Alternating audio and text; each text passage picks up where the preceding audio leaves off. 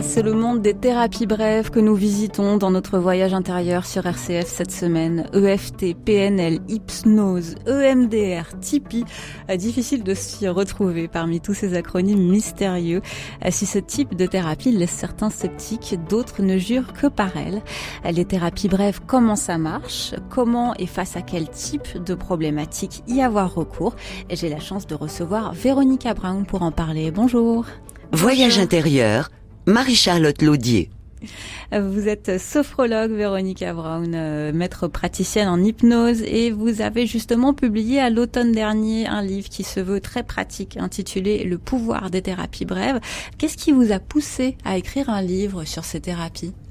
Alors déjà, ce sont des thérapies que je pratique pour la plupart, qui ont effectivement de plus en plus de succès, qui fonctionnent bien. Qui plaisent pour différentes raisons. Déjà parce que c'est vrai qu'aujourd'hui on veut aller un peu plus vite. Alors ça n'empêche pas du tout de faire par ailleurs des analyses ou autres pour essayer de connaître son passé. Elles permettent aussi, parce qu'on a peut-être moins de budget, de régler certaines choses assez plus vite et avec en déboursant moins d'argent. Et d'être autonome aussi, ça c'est important parce qu'on donne des techniques, ces outils, souvent les personnes repartent avec, c'est-à-dire qu'une fois qu'elles les ont apprises, elles peuvent réutiliser ces techniques-là chez elles quand elles en ont besoin. Pour quel type de problématiques ces thérapies sont-elles intéressantes ? Alors justement, tous les thèmes que je peux aborder dans ce livre, donc ça peut être sur la confiance en soi, sur apprivoiser des émotions, sur les peurs, sur certaines phobies ou pulsions alimentaires, sur le sommeil. Il y a vraiment beaucoup de choses que l'on peut faire. Parfois, ça peut même aller jusqu'à régler des traumas, des traumatismes. Donc on peut bien sûr corréler ça en fonction de l'histoire avec un professionnel de santé à côté. Est-ce que la sophrologie fait partie des thérapies brèves, puisque vous-même vous êtes sophrologue de base? Oui, alors c'est une question un petit peu piège parce que certains sophrologues considèrent que ce n'est pas une thérapie. C'est un soin, en tout cas, que l'on donne, on permet à la personne, elle se permet toute seule d'aller mieux puisque chacun a sa solution finalement. Originellement oui, c'était une thérapie. Aujourd'hui, ça dépend des écoles. Donc c'est une question qui reste polémique, on va dire. Alors vous le disiez, les gens n'ont peut-être plus la patience ou envie d'avoir des résultats rapides, et les thérapies brèves viennent apporter une solution à ce manque-là.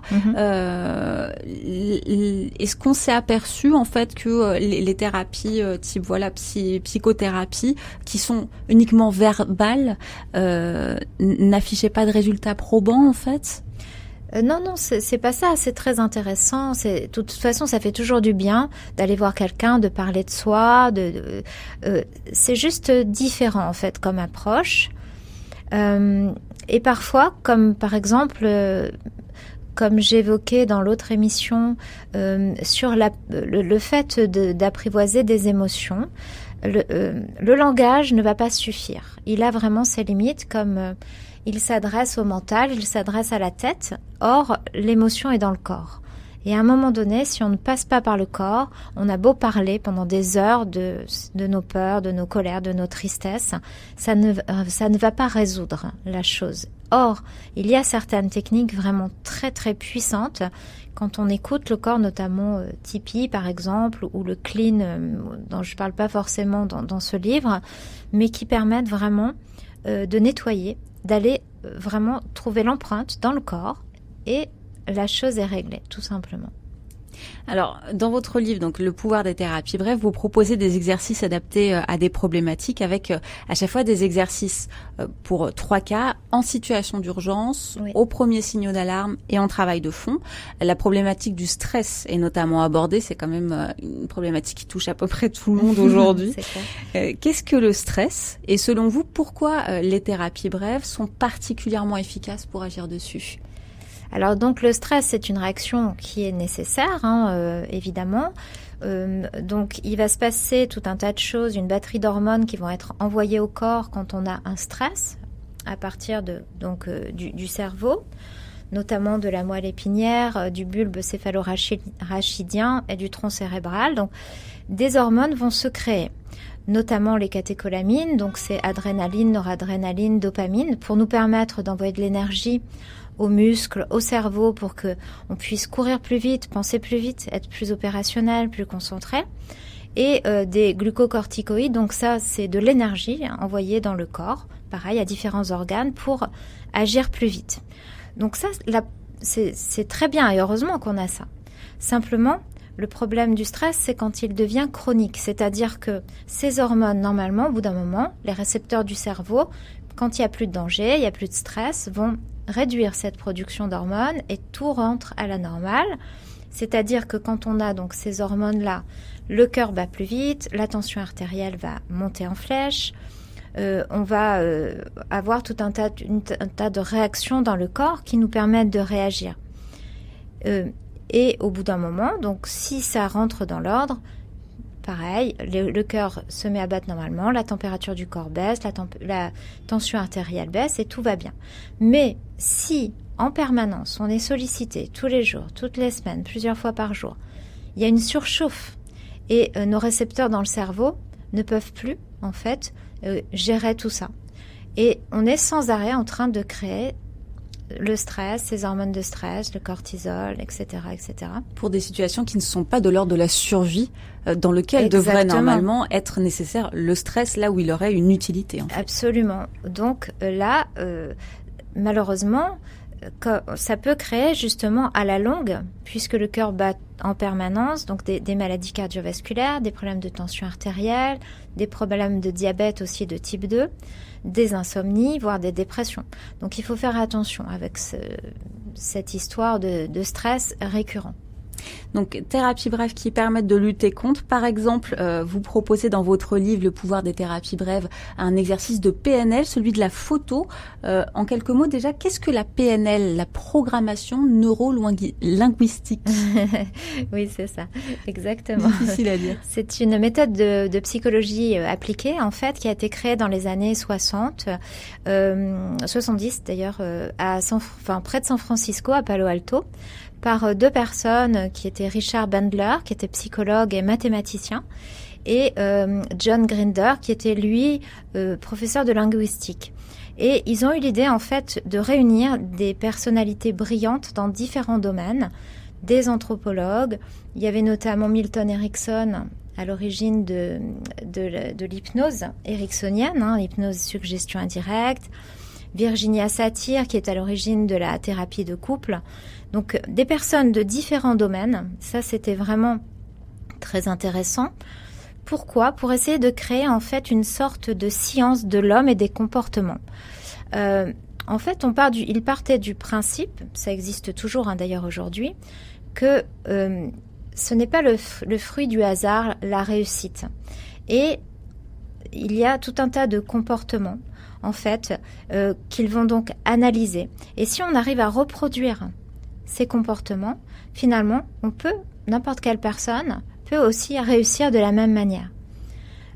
Donc voilà. Donc c'est ça la programmation neurolinguistique. Entre autres, donc ça va être effectivement ça. Donc le fait d'arriver à reproduire un comportement comme ça, mais aussi un des grands principes donc de la PNL, c'est que la carte n'est pas le territoire. C'est-à-dire que nous avons chacun, en fonction de notre milieu socio-culturel, de notre éducation, de phrases qu'on a entendues petit, de nos expériences de vie, on s'est créé une carte, notre carte, qui parfois, malheureusement, nous empêche de faire certaines choses parce qu'on a des croyances, du coup, qui nous limitent. Les croyances limitantes. Limitantes, exactement, qu'on connaît bien. Certaines croyances sont positives, mais d'autres vont nous limiter. Et tout ça, ça peut se modifier. Donc il y a cette modélisation de l'excellence et il y a aussi cette idée que la carte n'est pas le territoire et que l'on peut modifier sa carte, vraiment. Alors donc un exercice contre le stress, exercice de PNL qu'on trouve dans votre livre, est-ce que vous pouvez nous le détailler, cet exercice de la photo ? Oui, tout à fait.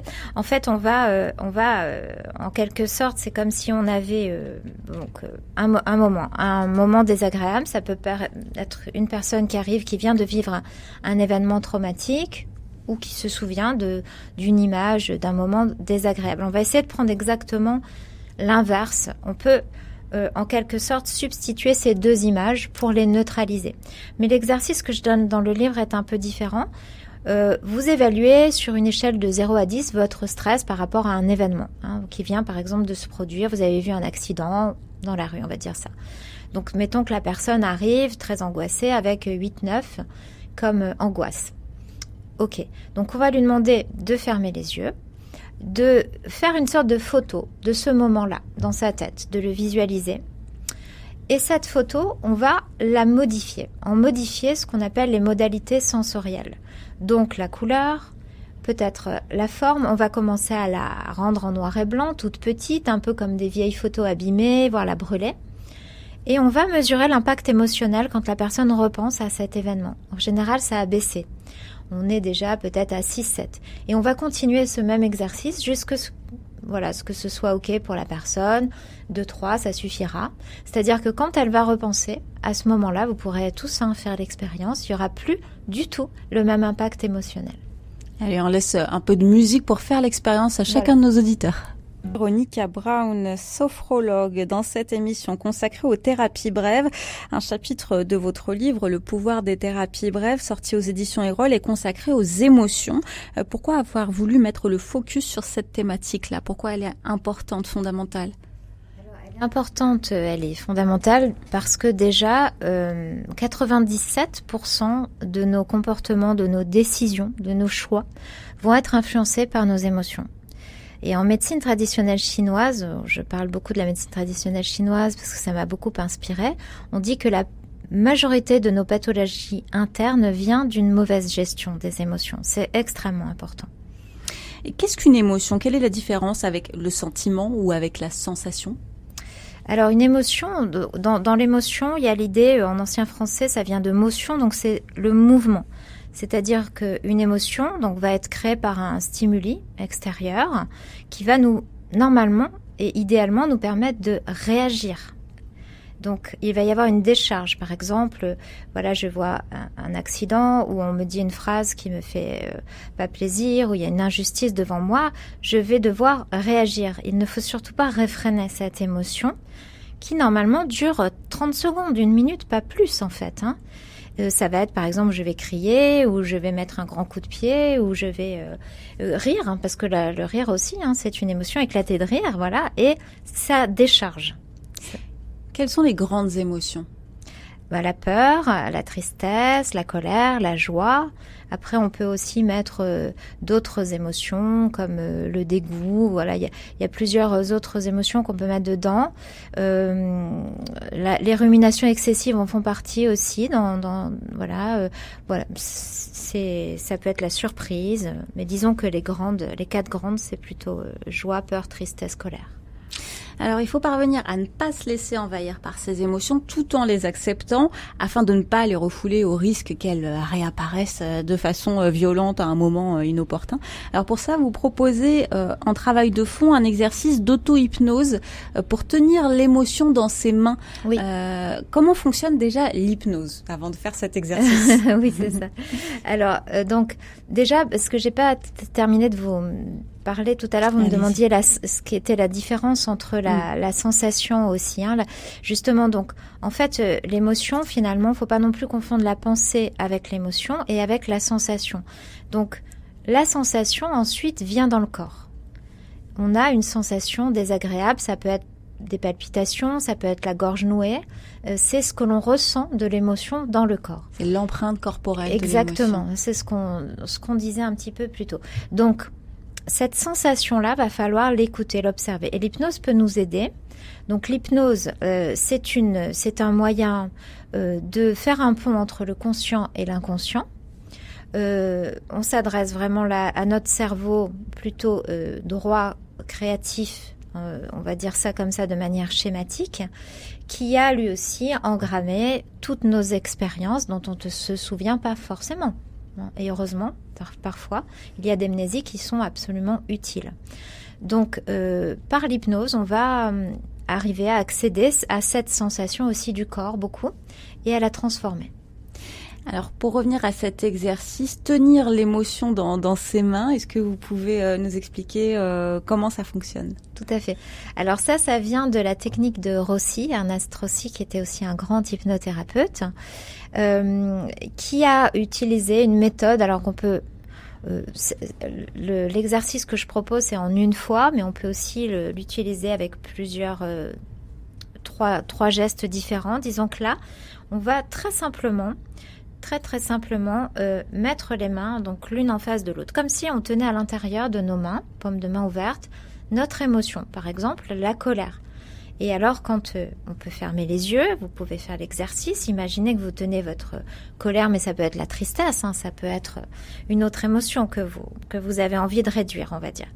Alors déjà, vous allez l'évaluer. Les yeux fermés, parfois elle est très très grande, parfois elle est toute petite, mais en général elle est quand même assez conséquente puisqu'elle nous gêne. Et au fur et à mesure, on va aller chercher ces ressources inconscientes. Et on va demander à notre inconscient de permettre aux mains de se rapprocher l'une de l'autre. Un peu comme si les mains devenaient une interface pour nous montrer ce qui est en train de se passer dans notre tête. Comment l'inconscient va chercher des ressources, comment il va pouvoir les mettre en place.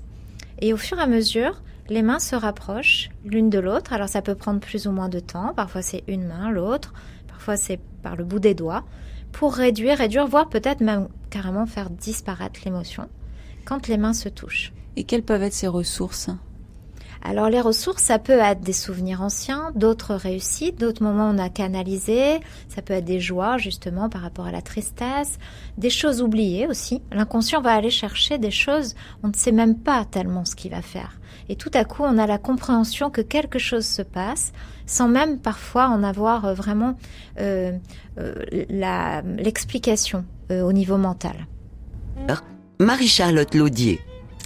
Et on vous fait passer à la pratique, chers auditeurs d'RCF. Vous l'aurez remarqué cette semaine dans Voyage intérieur avec notre invitée Véronica Brown, sophrologue et maître praticienne en hypnose. On explore ce jeune continent des thérapies brèves.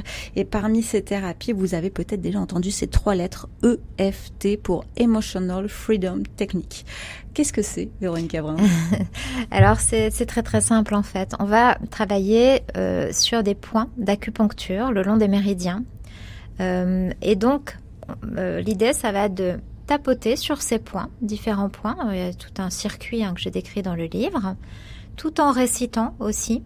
Alors, c'est des phrases positives qui permettent justement de libérer l'émotion qui est coincée à l'intérieur de chaque point. Donc, le fait de corréler, c'est un petit peu comme de l'acupression, plus une phrase positive, ça va libérer, décharger ce blocage. Donc on sait que quand il y a un blocage quelque part dans le corps, c'est là qu'il va se créer justement parfois une douleur, mais un peu plus tard une maladie. Vraiment. Donc notre but dans tout, ça va être de bien faire circuler le sang, de permettre aux méridiens de circuler, à tous les fluides de circuler dans le sang le mieux possible. Et là, on est sur acupuncture, acupression, les points, les méridiens sur de la médecine traditionnelle chinoise, c'est bien ça? Alors, oui. En fait, je ne sais pas si l'EFT va dire qu'il se... mais je suppose que oui, s'inspire de la médecine traditionnelle chinoise, puisqu'on est vraiment sur le long des méridiens. Sur l'énergie. Effectivement. Chaque méridien étant lié à un organe, donc il y a les poumons, le cœur, les reins, donc voilà. Il est question également de Tipeee dans votre livre Le pouvoir des thérapies brèves, technique d'identification sensorielle des peurs inconscientes. Comment ça marche? Alors c'est très simple. C'est un petit peu à l'origine de méthodes qui ont vu le jour aux États-Unis dans les années 60 aussi, qui s'appelaient Releasing ou Let It Go. Donc en fait c'est vraiment très très simple, mais c'est tellement simple que c'est pas si facile à faire. Parce qu'il ne faut pas analyser ce qui se passe. C'est-à-dire qu'on va penser à une émotion par exemple et la laisser complètement vivre sa vie dans le corps. Elle peut entraîner des tremblements, elle peut entraîner des nausées, des maux de tête. Mais on va pas analyser, on va juste laisser, un petit peu comme on en parlait précédemment. On se laisse envahir par son émotion. On la laisse circuler et on la laisse finalement disparaître assez rapidement. Mais en général, si on la laisse vivre comme ça sa vie, elle disparaît d'elle-même, lentement, rapidement. Exactement. En fait, c'est très étrange, mais elle disparaît. J'aimerais qu'on parle d'un exercice très simple. C'est l'exercice du miroir. Alors là, ça va être sur l'estime de soi. Oui. Est-ce que vous pouvez nous en dire plus, Véronique Abraham? Oui, alors ça, c'est un exercice qui m'a été inspiré par Louise Hay, qui est une auteure de best-seller très connue. Elle a écrit pas mal de livres par rapport à ça.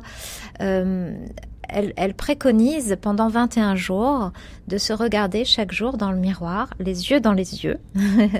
Et pour ceux qui manquent d'estime de soi, de confiance en soi, je vous assure, c'est un exercice très, très difficile à faire.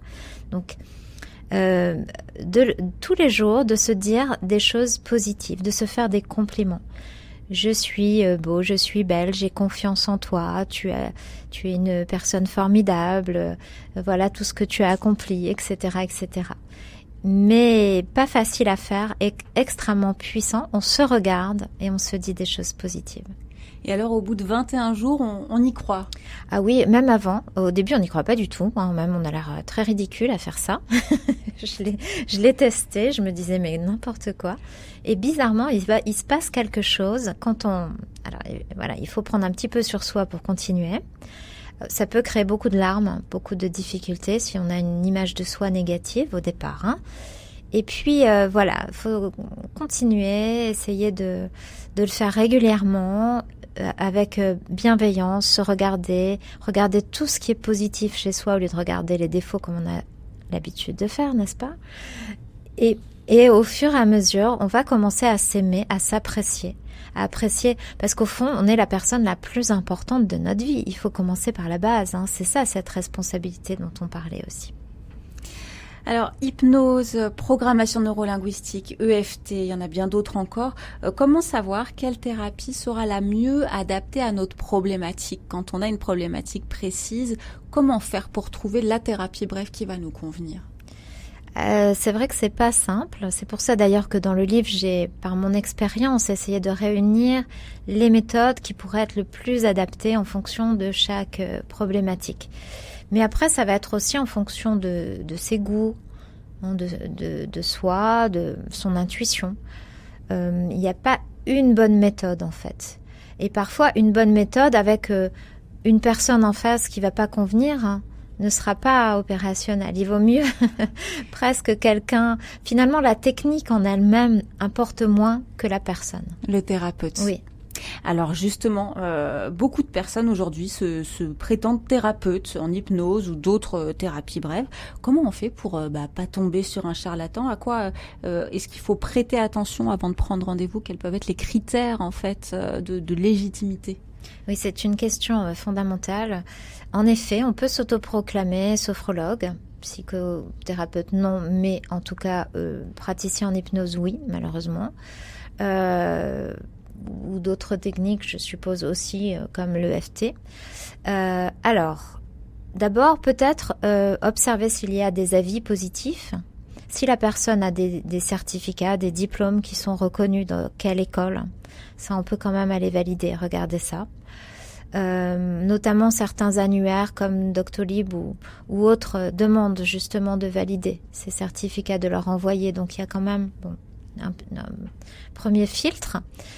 Après, en allant voir la personne elle-même, parce que ça peut être une personne qui démarre, mais qui est très compétente. Et parfois, au contraire, un praticien qui pratique depuis des années un peu blasé ne va pas forcément être le meilleur. Donc, c'est pas une question de temps de pratique, c'est plus une question de lien, de confiance. En revanche, si au bout de quelques séances, vous voyez que vous êtes plus mal qu'au début, si vous sentez qu'il y a un lien de dépendance qui s'est créé, là, il faut arrêter tout de suite.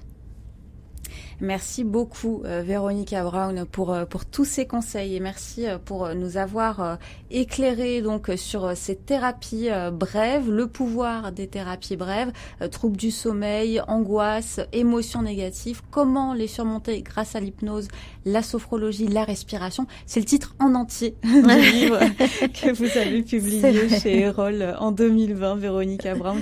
Immense merci pour nous avoir accompagnés, guidés dans ce voyage voyage au cœur des thérapies brèves. Merci beaucoup Marie-Charlotte.